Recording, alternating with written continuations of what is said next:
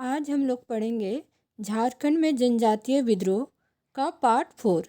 तो इसमें क्या क्या पढ़ेंगे? तो सबसे पहले संथाल विद्रोह पढ़ेंगे, फिर सरदारी आंदोलन पढ़ेंगे, उसके बाद सापाहोड़ आंदोलन, खरवार आंदोलन और लास्ट में पढ़ेंगे बिरसा आंदोलन। तो हम लोग शुरू करते हैं संथाल विद्रोह। तो निम्न में से किस विद्रोह को हूल विद्रोह के नाम से जाना जाता है? संथाल विद्रोह। तो निम्न में से किस विद्रोह को हूल विद्रोह के नाम से जाना जाता है? तो संथाल विद्रोह को। निम्न में से कौन सा विद्रोह संथाल परगना की प्रथम जन क्रांति के नाम से भी जाना जाता है? संथाल विद्रोह। तो निम्न में से कौन सा विद्रोह संथाल परगना की प्रथम जन क्रांति के नाम से भी जाना जाता है? तो संथाल विद्रोह।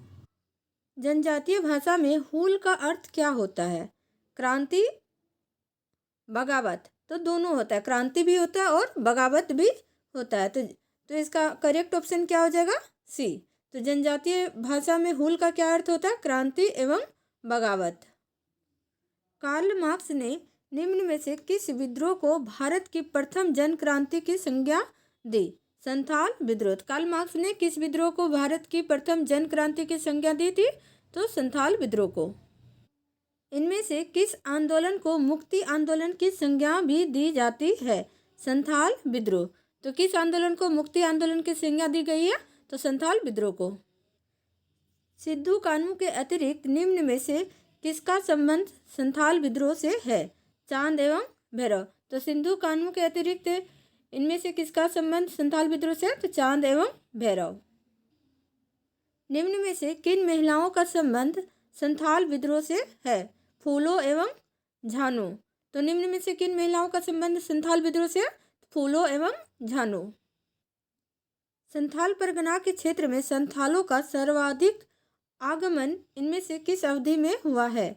तो 1815 से 1830 ईस्वी में। तो संथाल परगना के क्षेत्र में संथालों का सर्वाधिक आगमन किस अवधि में हुआ है?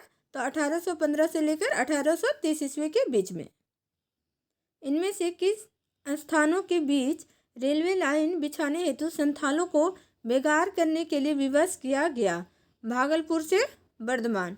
तो इनमें से किन स्थानों के बीच रेलवे लाइन बिछाने हेतु संथालों को बेगार करने के लिए विवश कर दिया गया? तो भागलपुर से बर्धमान के बीच। संथाल विद्रोह की शुरुआत कब हुई? 1855 ईस्वी में। तो संथाल विद्रोह की शुरुआत कब हुई थी? 1855 ईस्वी में। संथाल विद्रोह के प्रारंभ से पूर्व इनमें से किस थाने के दरोगा की सहायता से एक स्थानीय साहूकार ने घर में मामूली चोरी के मामले में संथालों को गिरफ्तार करवा दिया? दीदी थाना।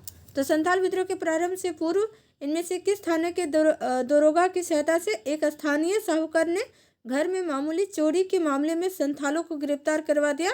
तो दीदी थाना की सहायता से। संथाल विद्रोह के प्रारंभ से पूर्व दीदी थाने के किस दरोगा की सहायता से एक स्थानीय साहूकार ने घर में मामूली चोरी के मामले में संथालों को गिरफ्तार करवा दिया? महेशलाल दत्त की सहायता से। तो संथाल विद्रोह के प्रारंभ से पूर्व दीदी थाने के किस दरोगा की सहायता से एक स्थानीय साहूकार ने घर में मामूली चोरी के मामले में संथालों को गिरफ्तार करवा दिया?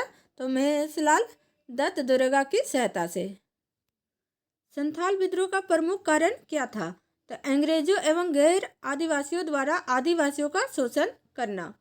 तो संथाल विद्रोह का प्रमुख कारण क्या था? तो अंग्रेजों एवं गैर आदिवासियों द्वारा आदिवासियों का शोषण। निम्न में से किस स्थान से संथाल विद्रोह प्रारंभ हुआ? भोगनाडी। तो किस स्थान से संथाल विद्रोह का प्रारंभ हुआ था? तो भोगनाडी से। संथाल विद्रोह से पूर्व किस तिथि को भोगनाडी नामक गांव में आदिवासियों की एक बैठक का आयोजन किया गया? 30 जून 1855 ईस्वी को। तो संथाल विद्रोह से पूर्व किस तिथि को भोगनाडी नामक गांव में आदिवासियों द्वारा एक बैठक की गई थी? तो 30 जून 1855 में। संथाल विद्रोह से पूर्व भोगनाडी गांव में आयोजित बैठक में निम्न में से कौन सा नारा दिया गया? अपना देश अपना राज। तो संथाल विद्रोह से पूर्व भोगनाडी गांव में आयोजित बैठक में निम्न में से कौन सा नारा दिया गया था? अपना देश अपना राज का नारा दिया। किस तिथि को हूल दिवस के रूप में मनाया जाता है? तो 30 जून को। तो हूल दिवस के रूप में किस तिथि को मनाया जाता है? 30 जून को। संथाल विद्रोह से पूर्व भोगनाडी गांव में आयोजित बैठक में आदिवासियों द्वारा किसे राजा घोषित किया गया? सिद्धू को। तो संथाल विद्रोह से पूर्व भोगनाडी गांव में आयोजित बैठक में आदिवासियों द्वारा किसे राजा घोषित किया गया था? तो सिद्धू को। संथाल विद्रोह से पूर्व भोगनाडी गांव में आयोजित बैठक में आदिवासियों द्वारा किसे मंत्री नियुक्त किया गया? कान्हू को। तो संथाल विद्रोह से पूर्व भोगनाडी गांव में आयोजित बैठक में आदिवासियों द्वारा किसे मंत्री नियुक्त किया गया? कान्हू को। संथाल विद्रोह से पूर्व भोगनाडी गांव में आयोजित बैठक में आदिवासियों द्वारा किसे प्रशासक नियुक्त किया गया? चांद को। तो संथाल विद्रोह से पूर्व भोगनाडी गांव में आयोजित बैठक में आदिवासियों द्वारा किसे प्रशासक नियुक्त किया गया? तो चांद को। संथाल विद्रोह से पूर्व भोगनाडी गांव में आयोजित बैठक में आदिवासियों द्वारा किसे सेनापति नियुक्त किया गया? भैरव को। तो संथाल विद्रोह से पूर्व भोगनाडी गांव में आयोजित बैठक में आदिवासियों द्वारा किसे सेनापति नियुक्त किया गया? तो भैरव को। संथाल विद्रोह से पूर्व भोगनाडी गांव में आयोजित बैठक में किसने यह घोषणा की थी कि भगवान ने उन्हें निर्देश दिया गया है कि आज़ादी के लिए अब हथियार उठा लो? सिद्धू कान्हू ने। तो संथाल विद्रोह से पूर्व भोगनाडी गांव में आयोजित बैठक में किसने यह घोषणा की थी कि भगवान ने उन्हें निर्देश दिया है कि आज़ादी के लिए अब हथियार उठा लो? तो सिद्धू कान्हू ने। संथाल विद्रोह का प्रभाव संथाल परगना के अतिरिक्त निम्न में से किन क्षेत्रों में भी था? हजारीबाग, बीरभूम, छोटा नागपुर, उपरोक्त सभी। तो उपरोक्त सभी में। तो संथाल विद्रोह का प्रभाव संथाल परगना के अतिरिक्त इनमें से किस क्षेत्रों में भी था? तो हजारीबाग में भी था, बीरभूम में, छोटा नागपुर, मतलब उपरोक्त सभी में था। तो इसका करेक्ट ऑप्शन क्या हो जाएगा? डी। हजारीबाग में इस विद्रोह का नेतृत्व किसने किया था? लुम्बाई माझी तथा अर्जुन माझी। हजारीबाग में इस विद्रोह का नेतृत्व किसने किया था? तो लुबाई माझी तथा अर्जुन माझी। बीरभूम क्षेत्र में संथाल विद्रोह को किसने नेतृत्व प्रदान किया था? गोरा माझी। तो बीरभूम क्षेत्र में संथाल विद्रोह का नेतृत्व किसने प्रदान किया था? तो गोरा माझी ने। जमींदार, महाजन, पुलिस एवं सरकारी कर्मचारियों का नाश निम्न में से किस विद्रोह का प्रमुख नारा था? संथाल विद्रोह का। तो जमींदार, महाजन, पुलिस एवं सरकारी कर्मचारियों का नाश तो किस विद्रोह का प्रमुख नारा था? तो संथाल विद्रोह का था। 7 जुलाई 1855 को किस अंग्रेज अधिकारी के नेतृत्व में संथाल विद्रोह को दबाने का असफल प्रयास किया गया? General Lloyd. तो 7 जुलाई 1855 को किस अंग्रेज अधिकारी के नेतृत्व में संथाल विद्रोह को दबाने का असफल प्रयास किया गया? तो जनरल लायड अंग्रेज अधिकारी के नेतृत्व में। संथाल विद्रोह के दौरान अंग्रेजी सेना का कौन मेजर पराजित हो गया? मेजर बारो। तो संथाल विद्रोह के दौरान अंग्रेजी सेना का कौन मेजर पराजित हो गया? तो मेजर बारो। संथाल विद्रोह के दौरान किस दरोगा की हत्या कर दी गई थी? ददी थाने के दरोगा माधवा लाल दत्त की, करहरिया थाने दरोगा प्रताप नारायण की। तो उपरोक्त दोनों की। तो संथाल विद्रोह के दौरान किस दरोगा की हत्या कर दी गई थी? तो ददी थाने के दरोगा माधव लाल दत्त की भी और करहरिया थाने दरोगा प्रताप नारायण की। तो उपरोक्त दोनों की हत्या कर दी गई थी संथाल विद्रोह के दौरान। संथाल विद्रोह के दौरान 16-17 सितंबर 1855 को इनमें से किसके नेतृत्व में लगभग 3000 संथाल विद्रोह ने कई थानों व गांवों पर कब्जा कर लिया था? सुंदरा व रामा माझी। तो संथाल विद्रोह के दौरान 16-17 सितंबर 1855 को इनमें से किसके नेतृत्व में लगभग 3000 संथाल विद्रोह ने कई थानों एवं गांवों पर कब्जा कर लिया था? तो सुंदरा एवं रामा माझी के नेतृत्व में। संथाल विद्रोह को रोकने हेतु ब्रिटिश सरकार ने विद्रोह को पकड़ने पर कितने रुपये इनाम की घोषणा की थी? 10,000 रुपये की। तो संथाल विद्रोह को रोकने हेतु ब्रिटिश सरकार ने विद्रोह को पकड़ने पर कितने रुपये इनाम की घोषणा की थी? तो 10,000 रुपये की। सिद्धू मुर्मू को कब गिरफ्तार किया गया था? दिसंबर 1855 ईस्वी में। तो सिद्धू मुर्मू को कब गिरफ्तार किया गया था? तो दिसंबर 1855 में। इनमें से किस न्यायालय में सिद्धू मुर्मू पर मुकदमा चलाया गया था? भागलपुर न्यायालय। तो इनमें से किस न्यायालय में सिद्धू मुर्मू पर मुकदमा चलाया गया था? तो भागलपुर न्यायालय। किस तिथि को सिद्धू मुर्मू को फांसी की सजा दी गई थी? 5 दिसंबर 1855 में।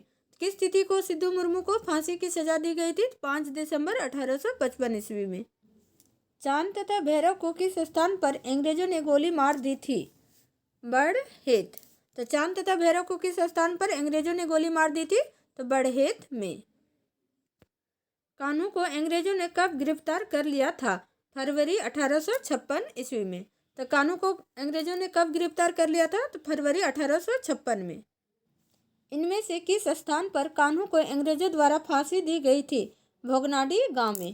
तो इनमें से किस स्थान पर कान्हू को अंग्रेजों द्वारा फांसी दी गई थी? तो भोगनाडी गांव में। संथाल विद्रोह को दबाने में निम्न में से किस अंग्रेज अधिकारी ने महत्वपूर्ण भूमिका अदा की थी?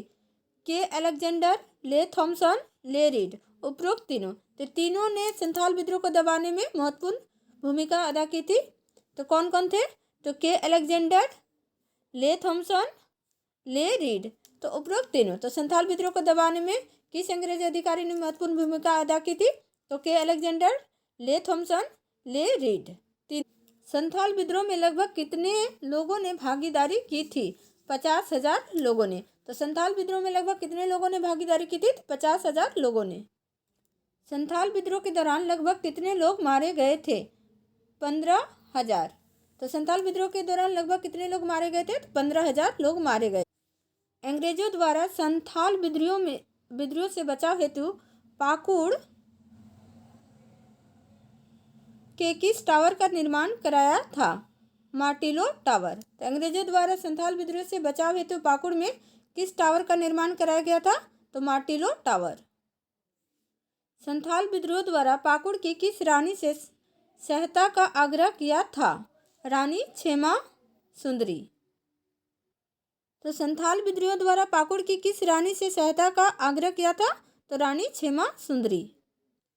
संथाल विद्रोह के दमन के बाद किस नाम से एक नए जिले का गठन किया गया? Non regulation. संथाल विद्रोह के दमन के बाद निम्न में से किस नाम से एक नए जिले का गठन किया गया? तो नॉन रेगुलेशन। संथाल विद्रोह के बाद किस तिथि को नॉन रेगुलेशन नामक अलग जिला का निर्माण किया गया? 30 नवंबर 1856 को। तो संथाल विद्रोह के बाद किस तिथि को नॉन रेगुलेशन नामक अलग जिले का निर्माण किया गया था? तो 30 नवंबर 1856 को। संथाल विद्रोह के बाद निर्मित नॉन रेगुलेशन जिला का नाम बाद में क्या कर दिया गया? संथाल परगना। तो संथाल विद्रोह के बाद निर्मित नॉन रेगुलेशन जिला का नाम बाद में क्या कर दिया गया? संथाल परगना। संथाल परगना जिला का प्रथम जिलाधीश कौन था? एसली एडेन। संथाल परगना जिला का प्रथम जिलाधीश कौन था? एसली एडेन। इनमें से किसकी रिपोर्ट के आधार पर दामिन ए को का नाम बदलकर संथाल परगना कर दिया गया था? Alice Adams. तो किसकी रिपोर्ट के आधार पर दामिन ए को का नाम बदलकर संथाल परगना कर दिया गया था? तो एलिस एडम्स के रिपोर्ट के आधार पर। संथाल परगना में किस वर्ष यूल रूल की व्यवस्था की गई थी? 1856। तो संथाल परगना में किस वर्ष यूल रूल की व्यवस्था की गई थी? 1856 ईस्वी में। यूल रूल की प्रमुख विशेषताएं क्या थी? इसके तहत ग्राम प्रमुख को पुलिस की शक्तियां प्रदान की गई थी। यूल रूल की प्रमुख विशेषताएं क्या थी? इसके तहत ग्राम प्रमुख को पुलिस की शक्तियां प्रदान की गई थी। चांद भैरव कौन थे? सिद्धू कान्हू के भाई। तो चांद भैरव कौन थे? सिद्धू कान्हू के भाई थे। फूलो झानो कौन थी? सिद्धू कान्हू की बहन। तो फूलो झानो कौन थी? सिद्धू कान्हू की बहन। अब हम लोग पढ़ेंगे सरदारी आंदोलन। इनमें से किस आंदोलन को मुल्की मलकी का आंदोलन भी कहा जाता है? सरदारी आंदोलन को। तो किस आंदोलन को मुल्की मिल्की का आंदोलन भी कहा जाता है? तो सरदारी आंदोलन को। मुल्की मिल्की का तात्पर्य है मातृभूमि जमीन। मुल्की मिल्की का तात्पर्य क्या है? तो मातृभूमि जमीन। सरदारी आंदोलन लगभग कितने वर्षों तक चला? 40 वर्ष। तो सरदारी आंदोलन कितने वर्षों तक चला? तो 40 वर्षों तक। सरदारी आंदोलन का प्रमुख कारण क्या था? जमींदारों द्वारा जनजातियों को उनकी सरदारी से वंचित किया जाना। तो सरदारी आंदोलन का प्रमुख कारण क्या था? तो जमींदारों द्वारा जनजातियों को उनकी सरदारी से वंचित किया जाना। सरदारी आंदोलन किया गया मुख्यतः कोल सरदारों के द्वारा। तो सरदारी आंदोलन किसके द्वारा किया गया? तो मुख्यतः कोल सरदारों के द्वारा। सरदारी आंदोलन को किस अन्य जनजाति का भी समर्थन प्राप्त था? मुंडा एवं उराव, तो दोनों का प्राप्त था। तो सरदारी आंदोलन को किस अन्य जनजाति का भी समर्थन प्राप्त था? तो मुंडा एवं उराव दोनों का समर्थन प्राप्त था। सरदारी आंदोलन को इसके उद्देश्यों के आधार पर कितने चरणों में विभाजित किया जाता है? तो 3 चरणों में। तो सरदारी आंदोलन को इसके उद्देश्यों के आधार पर कितने चरणों में विभाजित किया जाता है? तो 3 चरणों में। सरदारी आंदोलन का पहला चरण संचालित हुआ 1858 से लेकर 1881 तक। तो सरदारी आंदोलन का पहला चरण कब संचालित हुआ था? 1858 से लेकर 1881 तक। सरदारी आंदोलन के पहले चरण किस रूप में संचालित हुआ? भूमि आंदोलन के रूप में। तो सरदारी आंदोलन के पहले चरण किस रूप में संचालित हुआ? तो भूमि आंदोलन के रूप में। सरदारी आंदोलन का दूसरा चरण कब संचालित हुआ? तो 1881 से लेकर 90 तक। तो सरदारी आंदोलन का दूसरा चरण कब संचालित हुआ था? 1881 से लेकर 1890 तक। सरदारी आंदोलन के दूसरे चरण किस रूप में संचालित हुआ? पुनः स्थापना आंदोलन के रूप में। तो सरदारी आंदोलन के दूसरे चरण किस रूप में संचालित हुआ? तो पुनः स्थापना आंदोलन के रूप में। सरदारी आंदोलन का तीसरा चरण कब संचालित हुआ? 1890 से 1895। तो सरदारी आंदोलन का तीसरा चरण कब संचालित हुआ था? तो 1890 से 1895 तक। सरदारी आंदोलन के तीसरे चरण किस रूप में संचालित हुआ? राजनीतिक आंदोलन के रूप में। तो सरदारी आंदोलन के तीसरे चरण किस रूप में संचालित हुआ? तो राजनीतिक आंदोलन के रूप में। भूमि आंदोलन के रूप में संचालित सरदारी आंदोलन के प्रथम चरण का उद्देश्य था अपनी हड़पी गई भूमि को वापस पाना। तो भूमि आंदोलन के रूप में संचालित सरदारी आंदोलन के प्रथम चरण का उद्देश्य क्या था? तो अपनी हड़पी गई भूमि को वापस पाना। सरदारी आंदोलन का पहला चरण किस स्थान से शुरू हुआ था? छोटा नागपुर खास। तो सरदारी आंदोलन का पहला चरण किस स्थान से शुरू हुआ था? तो छोटा नागपुर खास से। सरदारी आंदोलन के प्रथम चरण के व्यापक प्रसार को देखते हुए इनमें से किस व्यक्ति को भूईहरी कास्ट के सर्वेक्षण की जिम्मेदारी प्रदान की गई थी? लाल लोकनाथ को।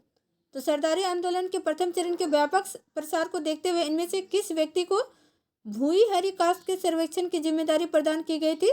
तो लाल लोकनाथ को। लाल लोकनाथ के सर्वेक्षण के आधार पर सरकार द्वारा इनमें से कौन सा कानून लागू किया गया? छोटा नागपुर टेन्योर्स एक्ट।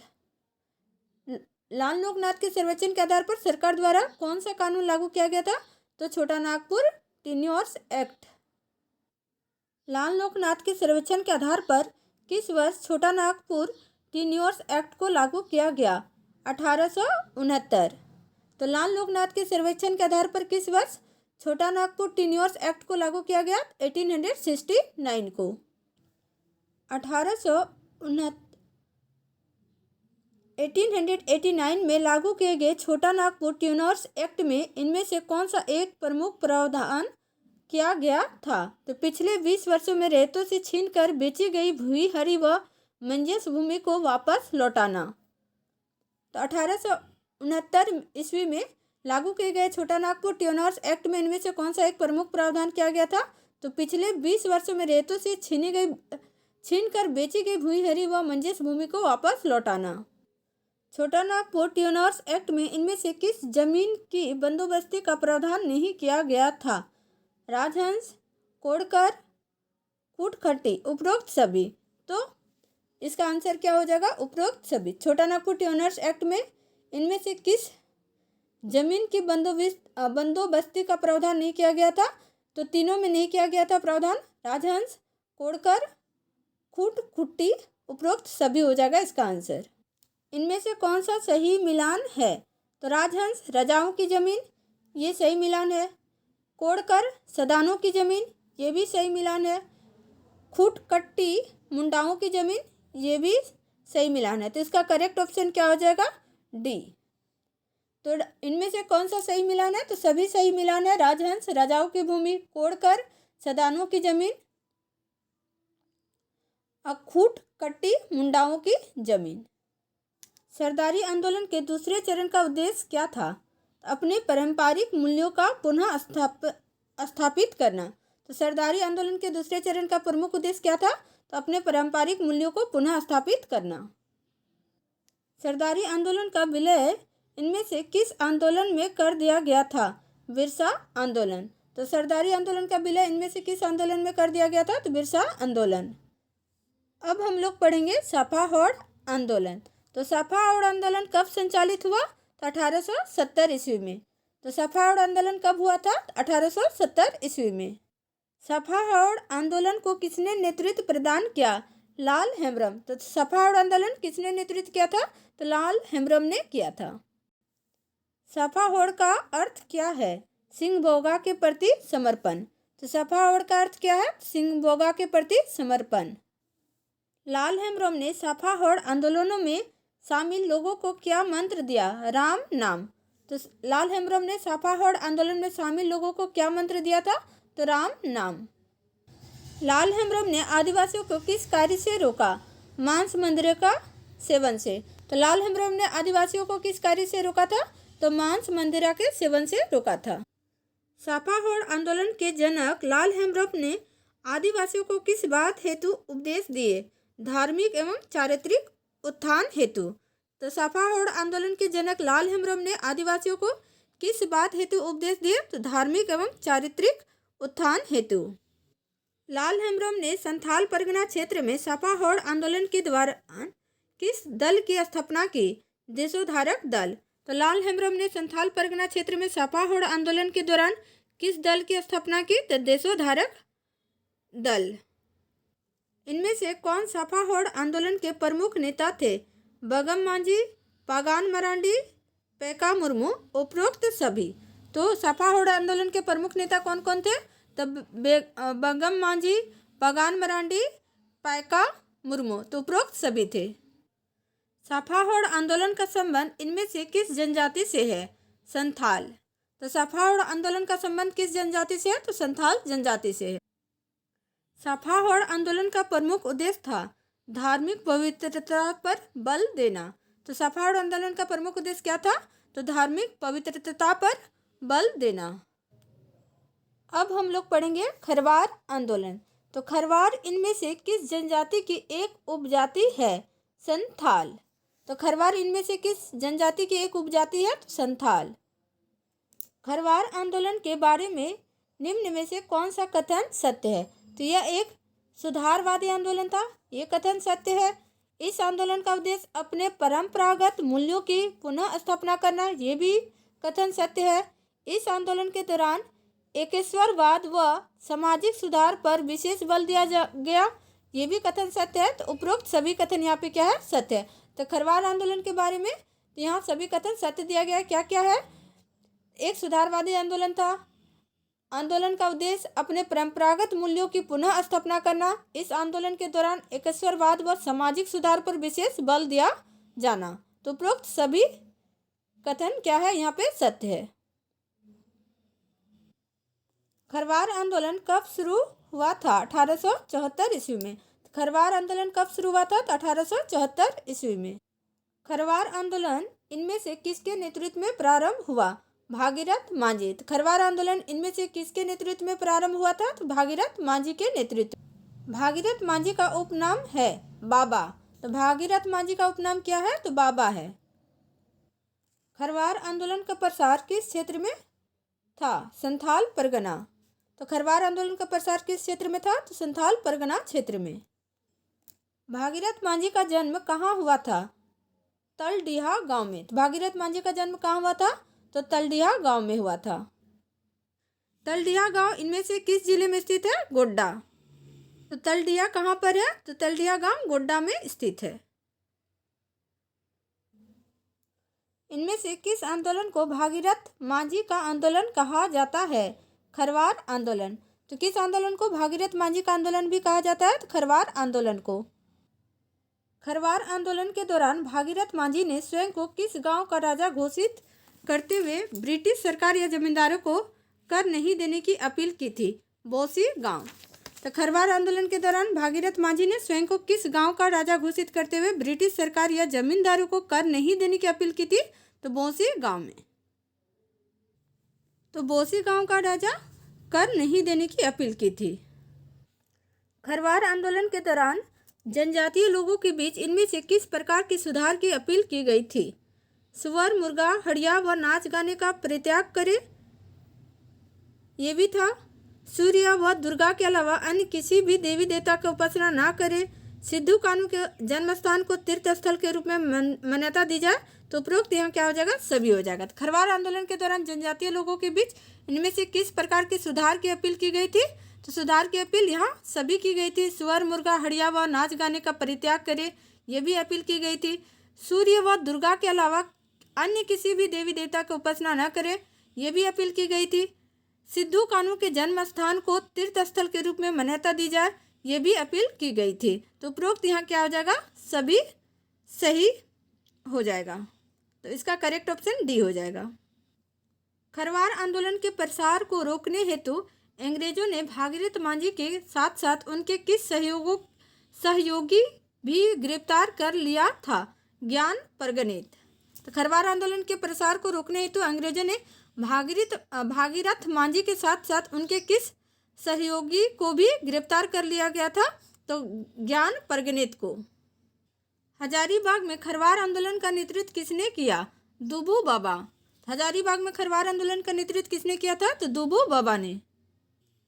1881 ईस्वी की जनगणना के खिलाफ किसने खरवार आंदोलन के दूसरे चरण का नेतृत्व किया?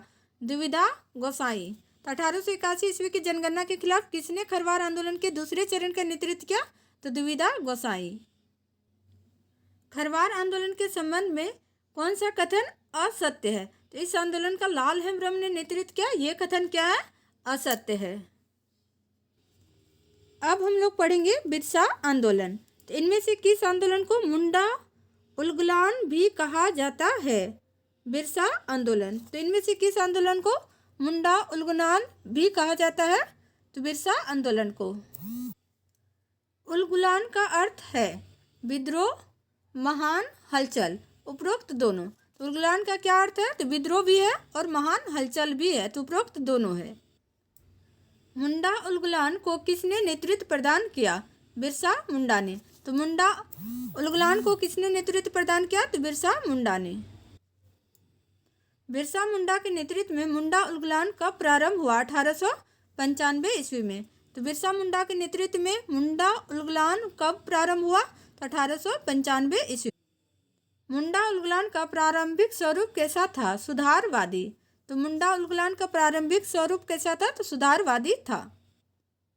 बिरसा का मुंडा उलगुलान इनमें से किन उद्देश्यों से प्रेरित था? राजनीतिक, धार्मिक, सामाजिक, उपरोक्त तीनों। तो उपरोक्त तीनों था। तो बिरसा का मुंडा उलगुलान निम्न में से किन उद्देश्यों से प्रेरित था? तो राजनीतिक, धार्मिक, सामाजिक, उपरोक्त तीनों। तो उपरोक्त तीनों से प्रेरित था।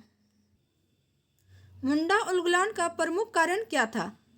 खूट-कट्टी व्यवस्था की समाप्ति से उत्पन्न बेरोजगारी, मशीनरियों के झूठे आश्वासन, 1894 ईस्वी का छोटा नागपुर वन सुरक्षा कानून। तो उपरोक्त तीनों कारण था। तो मुंडा उलगुलान का प्रमुख कारण क्या क्या था? तो खूट-कट्टी व्यवस्था की समाप्ति से उत्पन्न बेरोजगारी, मिशनरियों के झूठे आश्वासन, 1894 ईस्वी का छोटा नागपुर पर वन सुरक्षा कानून। बिरसा आंदोलन के दौरान बिरसा मुंडा ने इनमें से किस धर्म का प्रतिपादन किया? सिंह बोगा धर्म। तो बिरसा आंदोलन के दौरान बिरसा मुंडा ने किस धर्म का प्रतिपादन किया था? तो सिंह बोगा धर्म का। निम्न में से कौन सा कथन सत्य है? तो बिरसा आंदोलन के दौरान बिरसा मुंडा ने स्वयं को सिंह बोगा का दूत घोषित किया, ये भी कथन सत्य है। बिरसा मुंडा ने प्रचार किया कि सिंह बोगा के द्वारा उन्हें किसी भी रोग को ठीक करने की शक्ति प्राप्त है, तो ये भी कथन सत्य है। तो उपरोक्त दोनों कथन यहाँ पे क्या है? सत्य है। तो बिरसा आंदोलन के दौरान बिरसा मुंडा ने स्वयं को सिंह बोगा का दूत घोषित किया, ये भी कथन सत्य है। और बिरसा मुंडा ने प्रचार किया कि सिंह बोगा द्वारा उन्हें किसी भी रोग को ठीक करने की शक्ति प्राप्त है, ये भी कथन सत्य। तो इसका करेक्ट ऑप्शन क्या हो जाएगा? सी। बिरसा आंदोलन का मुख्यालय कहाँ था? खूंटी। तो बिरसा आंदोलन का मुख्यालय कहाँ था? खूंटी में। बिरसा आंदोलन के समय रांची का उपायुक्त कौन था? State field. तो बिरसा आंदोलन के समय रांची का उपायुक्त कौन था? Street field. बिरसा आंदोलन को विस्तार देने हेतु गठित सहयोगी टीम का सेनापति कौन था? गया मुंडा। तो बिरसा आंदोलन को विस्तार देने हेतु गठित सहयोगी टीम का सेनापति कौन था? गया मुंडा। बिरसा आंदोलन को विस्तार देने हेतु गठित सहयोगी टीम की राजनीतिक शाखा का प्रमुख कौन था? दोनका मुंडा। तो बिरसा आंदोलन को विस्तार देने हेतु गठित सहयोगी टीम का राजनीतिक शाखा का प्रमुख कौन था? तो दोनका मुंडा। बिरसा आंदोलन को विस्तार देने हेतु गठित सहयोगी टीम के धार्मिक सामाजिक शाखा का प्रमुख कौन था? सोमा मुंडा। तो बिरसा आंदोलन को विस्तार देने हेतु गठित सहयोगी टीम के धार्मिक सामाजिक शाखा का प्रमुख कौन था? तो सोमा मुंडा। बिरसा आंदोलन में महत्वपूर्ण भूमिका निभाने वाली महिला व गया मुंडा की पत्नी का नाम क्या था? मनकी मुंडा। तो बिरसा आंदोलन में महत्वपूर्ण भूमिका निभाने वाली महिला व गया मुंडा की पत्नी का नाम क्या था? मनकी मुंडा। मुंडा आंदोलन का प्रमुख गीत क्या था? कोटांग बाबा कोटांग। मुंडा आंदोलन का प्रमुख गीत क्या था? कोटांग बाबा कोटांग। आबुआ राज एटेजना महारानी राज टुडू का ऐलान इनमें से किस आंदोलन के द्वारा किया गया था? बिरसा आंदोलन। तो आबुआ राज एटेजना महारानी राज टुडू का ऐलान इनमें से किस आंदोलन के दौरान किया गया था? तो बिरसा आंदोलन के दौरान। मुंडा उलगुलान के दौरान बिरसा मुंडा को कितनी बार गिरफ्तार किया गया? 2 बार। मुंडा उलगुलान के दौरान बिरसा मुंडा को कितनी बार गिरफ्तार किया गया? तो 2 बार। बिरसा मुंडा को पहली बार कब गिरफ्तार किया गया? 24 अगस्त 1895 को। तो बिरसा मुंडा को पहली बार कब गिरफ्तार किया गया था? तो 24 अगस्त 1895 ईस्वी को। बिरसा मुंडा को प्रथम बार किस अंग्रेज अधिकारी ने गिरफ्तार किया था? मेयर्स। तो बिरसा मुंडा को प्रथम बार किस अंग्रेज अधिकारी ने गिरफ्तार कर लिया था? तो मेयर्स ने। बिरसा मुंडा को प्रथम गिरफ्तारी के बाद कब रिहा किया गया?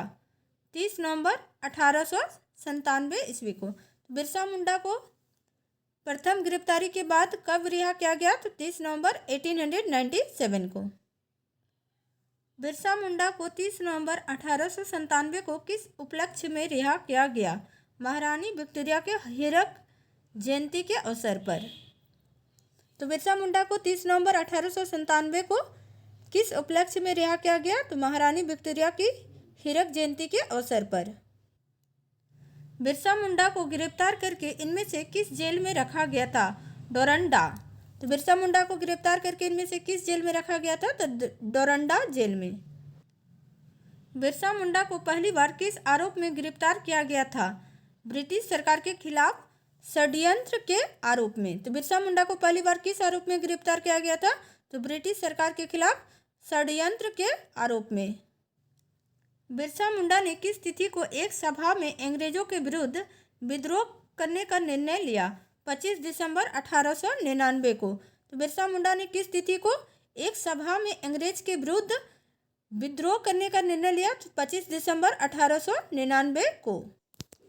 बिरसा मुंडा ने अंग्रेजों के विरुद्ध विद्रोह करने का निर्णय किस स्थान पर लिया?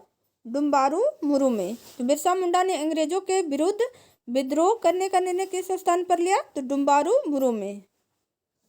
निम्न में से इनमें से किस एक प्रमुख समाचार पत्र में बिरसा आंदोलन के समर्थन में समाचार प्रकाशित किया जाता था?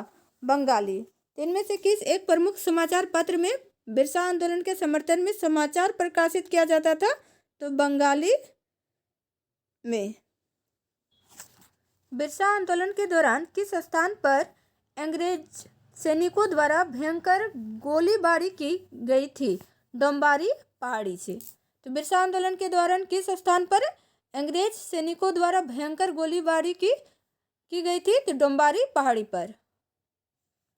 डोम्बारी पहाड़ी पर किस अंग्रेज अधिकारी के नेतृत्व में बिरसा के विद्रोह पर पुलिस ने गोलीबारी की थी?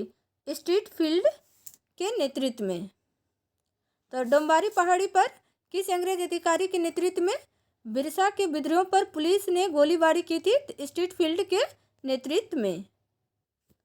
बिरसा मुंडा को पकड़वाने हेतु अंग्रेजों ने कितना इनाम घोषित किया था? 500 रुपया। तो बिरसा मुंडा को पकड़वाने हेतु अंग्रेजों ने कितना इनाम घोषित किया था? 500 रुपये का। निम्न में से किसके द्वारा खबर देने पर अंग्रेजों द्वारा बिरसा मुंडा को गिरफ्तार किया गया? वीर सिंह माहली। तो इनमें से किसके द्वारा खबर देने पर अंग्रेजों द्वारा बिरसा मुंडा को गिरफ्तार किया गया? तो वीर सिंह माहली द्वारा खबर देने पर। वीर सिंह माहली की मुखबरी पर बिरसा मुंडा को अंग्रेजों ने किस तिथि को गिरफ्तार किया था? 3 मार्च 1900। तो वीर सिंह माहली की मुखबरी पर बिरसा मुंडा को अंग्रेजों ने किस तिथि को गिरफ्तार किया था? 3 मार्च 1900 ईस्वी को। वीर सिंह माहली की मुखबरी पर बिरसा मुंडा को इनमें से किस जंगल से गिरफ्तार किया गया था? तो जम कोपाई जंगल से। तो वीर सिंह माहली की मुखबरी पर बिरसा मुंडा को इनमें से किस जंगल से गिरफ्तार किया गया था? तो जम कोपाई जंगल से। जम कोपाई जंगल से जिस समय बिरसा मुंडा को गिरफ्तार किया गया उस समय बिरसा मुंडा क्या कर रहे थे? सो रहे थे। तो जम कोपाई जंगल से जिस समय बिरसा मुंडा को गिरफ्तार किया गया उस समय बिरसा मुंडा क्या कर रहे थे? तो सो रहे थे। बिरसा मुंडा की मृत्यु किस तिथि को हुई? 9 जून 1900 ईस्वी को। तो बिरसा मुंडा की मृत्यु किस तिथि को हुई? तो 9 जून 1900 ईस्वी को। बिरसा मुंडा की मृत्यु इनमें से किस स्थान पर हुई थी? रांची जेल में। तो बिरसा की मृत्यु इनमें से किस स्थान पर हुई थी? तो रांची जेल में। बिरसा मुंडा की मृत्यु किस कारण से हुई? हैजा से। तो बिरसा मुंडा की मृत्यु किस कारण से हो गई थी? तो हैजा की बीमारी। बिरसा आंदोलन में शामिल कितने विद्रोहियों पर अंग्रेज सरकार ने मुकदमा चलाया? 300 विद्रोहियों पर।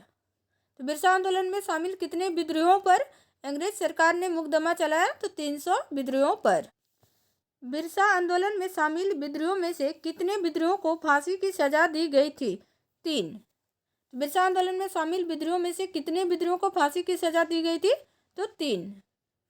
बिरसा आंदोलन में शामिल विद्रोहियों पर मुकदमे के बाद गया मुंडा की पत्नी मनकी मुंडा को कितने वर्ष जेल की सजा सुनाई गई? 2 वर्ष। तो बिरसा आंदोलन में शामिल विद्रोहियों पर मुकदमा के बाद गया मुंडा की पत्नी मनकी मुंडा को कितने वर्ष जेल की सजा सुनाई थी? तो 2 वर्ष की। बिरसा आंदोलन के पश्चात निम्न में से कौन से 2 अनुमंडल का गठन किया गया? खूंटी तथा गुमला। तो बिरसा आंदोलन के पश्चात निम्न में से कौन से 2 अनुमंडल का गठन किया गया? तो खूंटी तथा गुमला। बिरसा आंदोलन के परिणाम स्वरूप ब्रिटिश सरकार द्वारा निम्न में से कौन सा अधिनियम लागू किया गया? छोटा नागपुर काश्तकारी अधिनियम। तो बिरसा आंदोलन के परिणाम स्वरूप ब्रिटिश सरकार द्वारा निम्न में से कौन सा अधिनियम लागू किया गया? तो छोटा नागपुर काश्तकारी अधिनियम। छोटा नागपुर काश्तकारी अधिनियम कब लागू किया गया? 11 नवंबर 1908 को। तो छोटा नागपुर काश्तकारी अधिनियम कब लागू किया गया था? तो 11 नवंबर 1908 को। बिरसा आंदोलन के परिणाम के संबंध में कौन सा कथन सत्य है? तो आंदोलन के परिणाम स्वरूप बेगारी पर प्रतिबंध लगने की व्यवस्था की गई, ये भी कथन सत्य है। आंदोलन के पश्चात सामूहिक काश्तकारी व्यवस्था अथवा खूटकट्टी व्यवस्था को पुनः लागू किया गया, ये भी कथन सत्य है। आंदोलन के पश्चात रांची जिले का सर्वेक्षण किया गया, ये भी कथन सत्य है। तो उपरोक्त कथन यहाँ क्या है? सभी सत्य है। तो बिरसा आंदोलन के परिणाम के संबंध में यहाँ पे सभी कथन सत्य है। आंदोलन के परिणाम स्वरूप बेगारी पर प्रतिबंध लगाने की व्यवस्था की गई। आंदोलन के पश्चात सामूहिक काश्तकारी व्यवस्था अथवा खूटकट्टी व्यवस्था को पुनः लागू किया गया। आंदोलन के पश्चात रांची जिले का सर्वेक्षण किया गया। अब हम लोग पढ़ेंगे टाना भगत आंदोलन। तो टाना भगत आंदोलन की शुरुआत किसके द्वारा की गई थी? तो जतरा भगत। तो टाना भगत के आंदोलन की शुरुआत किसके द्वारा की गई थी? तो जतरा भगत। टाना भगत आंदोलन की शुरुआत कब हुई थी? 21 अप्रैल 1914 को। तो टाना भगत आंदोलन की शुरुआत कब हुई थी? तो 21 अप्रैल 1914 को। टाना भगत आंदोलन की शुरुआत किस क्षेत्र में हुई? गुमला। तो ताना भगत आंदोलन की शुरुआत किस क्षेत्र से हुई? तो गुमला क्षेत्र से। निम्न में से किस आंदोलन या विद्रोह को बिरसा आंदोलन का विस्तार माना जाता है? ताना भगत आंदोलन। तो निम्न में से किस आंदोलन को बिरसा आंदोलन का विस्तार माना जाता है? तो ताना भगत आंदोलन को। ताना भगत आंदोलन के संबंध में कौन सा कथन असत्य है? तो इस आंदोलन का नेता बुद्ध भगत थे, ये कथन क्या है? असत्य है। बाकी सारे कथन ऊपर का सत्य है। इस आंदोलन को बिरसा आंदोलन का विस्तार माना जाता है, ये कथन सत्य है। यह एक प्रकार का संस्कृतिकरण आंदोलन था, ये भी कथन सत्य है। इस आंदोलन में एकेश्वरवाद को अपनाने, मांस मंदिरा का त्याग, आदिवासी नृत्यों पर रोक तथा झूम खेती की वापसी पर विशेष बल दिया गया, ये भी कथन सत्य है। तो ताना भगत का आंदोलन का नेतृत्व बुद्धू भगत नहीं बल्कि जतरा भगत था। तो इसलिए इसका करेक्ट ऑप्शन क्या हो जाएगा? डी, जो कथन की असत्य दिया गया है। ताना भगत आंदोलन का प्रमुख उद्देश्य क्या था? स्वशासन की स्थापना। तो ताना भगत आंदोलन का प्रमुख उद्देश्य क्या था? तो स्वशासन की स्थापना करना। मंडार क्षेत्र में ताना भगत आंदोलन का प्रसार करने में किस व्यक्ति ने प्रमुख भूमिका निभाई? शिबू भगत। तो मंडार क्षेत्र में ताना भगत आंदोलन का प्रसार करने में किस व्यक्ति ने प्रमुख भूमिका निभाई? तो शिबू भगत। विशनपुर क्षेत्र में ताना भगत आंदोलन का प्रसार करने में किस व्यक्ति ने प्रमुख भूमिका निभाई? भिखू भगत। तो विशनपुर क्षेत्र में ताना भगत आंदोलन का प्रसार करने में किस व्यक्ति ने प्रमुख भूमिका निभाई थी? तो भिखू भगत ने। घाघरा क्षेत्र में ताना भगत आंदोलन का प्रसार करने में किस व्यक्ति ने प्रमुख भूमिका निभाई? बलराम भगत। तो घाघरा क्षेत्र में ताना भगत आंदोलन का प्रसार करने में किस व्यक्ति ने प्रमुख भूमिका निभाई थी? तो बलराम भगत। सिसी क्षेत्र में ताना भगत आंदोलन का प्रसार करने में किस व्यक्ति ने प्रमुख भूमिका निभाई थी? देव मनिया। तो सिसी क्षेत्र में ताना भगत आंदोलन का प्रसार करने में किस व्यक्ति ने प्रमुख भूमिका निभाई थी? तो देव मनिया। ताना भगत आंदोलन को प्रारंभ में इनमें से किस नाम से जाना जाता था? कुरुक धर्म आंदोलन। तो ताना भगत आंदोलन को प्रारंभ में इनमें से किस नाम से जाना जाता था? तो कुरुक धर्म आंदोलन। ताना भगत आंदोलन प्रारंभ करने के बाद जतरा भगत को किस वर्ष गिरफ्तार कर लिया गया था? 1916 को। तो ताना भगत आंदोलन प्रारंभ करने के बाद जतरा भगत को किस वर्ष गिरफ्तार कर लिया गया था? 1916 को। जतरा भगत को 1916 में गिरफ्तार करने के बाद कितने समय की सजा दी गई? 1 वर्ष। तो जतरा भगत को 1916 में गिरफ्तार करने के बाद कितने समय की सजा दी गई थी? 1 वर्ष की। जतरा भगत की मृत्यु किस कारण से हुई थी? तो जेल की प्रताड़ना से। तो जतरा भगत की मृत्यु किस कारण से हुई थी? तो जेल की प्रताड़ना से। ताना भगत आंदोलन का विभाजन क्यों हुआ? मांस खाने की स्वीकृति के कारण। ताना भगत आंदोलन का विभाजन क्यों हुआ था? तो मांस खाने की स्वीकृति के कारण। ताना भगतों को इनमें से किसने मांस खाने की स्वीकृति प्रदान की थी? शिबू भगत। तो ताना भक्तों को इनमें से किसने मांस खाने की स्वीकृति प्रदान की थी? तो शिबू भगत। ताना भगतों के विभाजन के बाद मांस खाने वाले वर्ग को किस नाम से जाना गया? जुलाहा भगत। तो ताना भगतों के विभाजन के बाद मांस खाने वाले वर्ग को किस नाम से जाना गया? तो जुलाहा भगत। ताना भगतों के विभाजन के बाद शाकाहारी वर्ग को किस नाम से जाना गया? अरुआ भगत। तो ताना भगतों के विभाजन के बाद शाकाहारी वर्ग को किस नाम से जाना गया? अरुआ भगत। ताना भगत आंदोलन का स्वरूप कैसा था? अहिंसक। तो ताना भगत का आंदोलन का स्वरूप कैसा था? अहिंसक।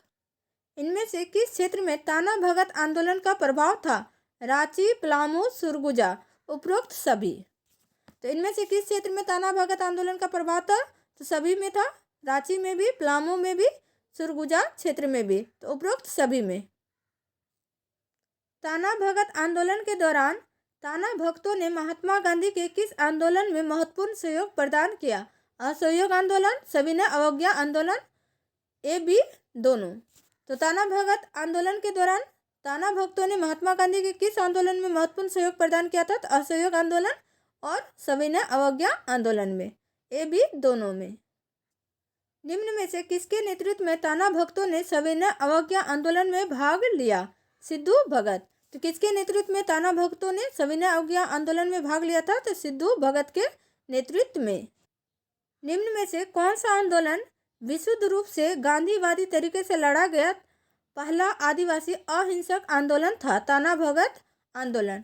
तो कौन सा आंदोलन विशुद्ध रूप से गांधीवादी तरीके से लड़ाया गया पहला आदिवासी अहिंसक आंदोलन था? तो ताना भगत आंदोलन। ताना भगतों ने कांग्रेस के किस अधिवेशन में भाग लिया था? 1922 के गया अधिवेशन में। तो ताना भगतों ने कांग्रेस के किस अधिवेशन में भाग लिया था? तो 1922 के गया अधिवेशन में। 1940 के रामगढ़ अधिवेशन में ताना भगतों द्वारा महात्मा गांधी को कितने रुपये की थैली उपहार स्वरूप दी गई थी? 400 रुपये की। तो 1940 के रामगढ़ अधिवेशन में ताना भगतों द्वारा महात्मा गांधी को कितने रुपये की थैली उपहार स्वरूप दी गई थी? तो 400 रुपये की। झारखंड का एकमात्र जनजातीय आंदोलन कौन सा था जिसका स्वरूप राष्ट्रीय था? ताना भगत आंदोलन। तो झारखंड का एकमात्र जनजातीय आंदोलन कौन सा था जिसका स्वरूप राष्ट्रीय था? तो ताना भगत आंदोलन। निम्न में से कौन सा आंदोलन धार्मिक से राजनीतिक आंदोलन में परिवर्तित हो गया? ताना भगत आंदोलन। तो निम्न में से कौन सा आंदोलन धार्मिक से राजनीतिक आंदोलन में परिवर्तित हो गया? तो ताना भगत आंदोलन। निम्न में से किस राष्ट्रीय नेता का ताना भगत आंदोलन पर सर्वाधिक प्रभाव था? महात्मा गांधी। तो निम्न में से किस राष्ट्रीय नेता का ताना भगत आंदोलन पर सर्वाधिक प्रभाव था? महात्मा गांधी। रांची जिला ताना भगत पुनर्वास परिषद अधिनियम कब पारित हुआ? 1948 ईस्वी में। तो रांची जिला ताना भगत पुनर्वास परिषद अधिनियम कब पारित हुआ था? 1948 ईस्वी में। थैंक यू, धन्यवाद।